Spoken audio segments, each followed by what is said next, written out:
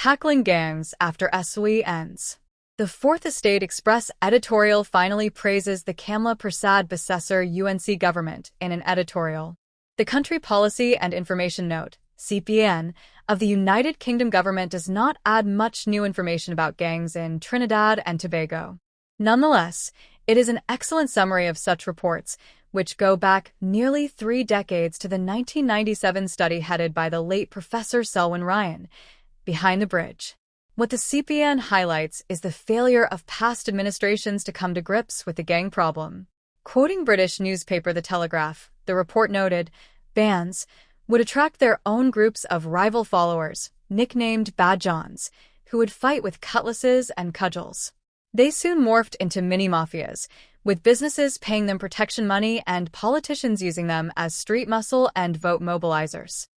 With the creation of the Special Works Program in the 1960s, corruption and patronage metastasized into the criminal colossus that, by 2024, was consuming an average of 500 lives every year, most of them young, black men. Trinidad and Tobago has a long history of issuing contracts to community leaders to carry out public works projects, says the CPN. These contracts function as a public welfare program that provides short-term employment to people who are otherwise unemployed. Unfortunately, these programs, particularly the Unemployment Relief Program, URP, have historically been infiltrated by criminal gangs. Battles over URP contracts have often turned deadly.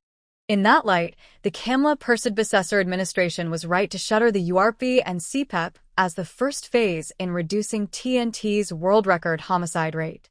If, as the report says, almost 44% of murders were gang-related by 2024 and URP and government contracts were driving gang rivalries, then closing those avenues would have accounted for most of the 42% drop in murders in 2025 compared to 2024. The state of emergency, SOE, was the second phase, allowing the government to disrupt the gang-based networks within the nation's prisons and to detain key gang members who were operating freely on the outside. If the UK report is correct, those detainees are just a fraction of the estimated 1,750 gang members spread across 186 gangs. But this may be the real reason for the recent SOE extension.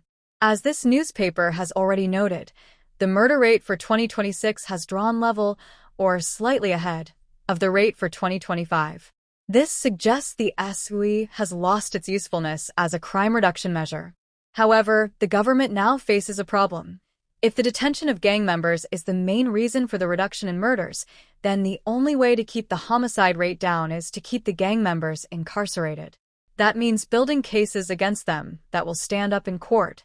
Otherwise, as soon as the SOE ends, they will all be back in the hotspots, as happened in 2011, and, even without rivalry over state funds, the killing will resume. With the next SOE extension due in August, the government has less than 3 months to defang the gangs or, failing to do so, continue using emergency powers as a crime containment strategy.